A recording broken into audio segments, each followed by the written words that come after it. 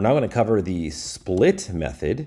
Let's go ahead and output the title. So the split method literally splits each string by some separator. Now the default separator is an empty space character. So wherever there's an empty space, it'll split that string into multiple strings and return a list. So this is a pretty interesting object. This is a list of strings that has been returned. It's a little bit difficult to deal with.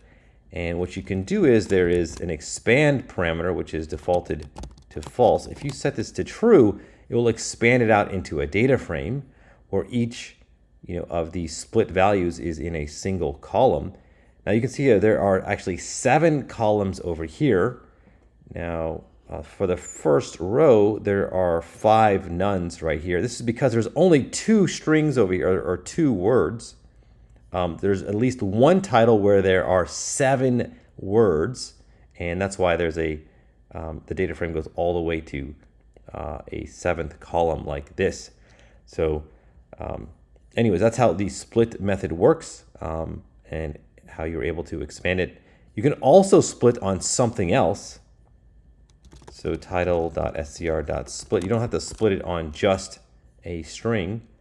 So you can give it or just an empty string. Here I'm going to split it on AN, like where you see sergeant, it'll split there. Assistant attorney, like there.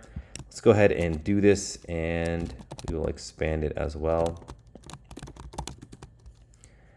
So there's less occurrences of AN, that's why there's less splits over here. Now when you split, the split part of the string does not appear in the result. Right, so it removes it and splits it. So that's exactly how the string split works in Python itself. So just to show you that, let's just say we have police sergeant as a string, and let's just call the built-in split function like this.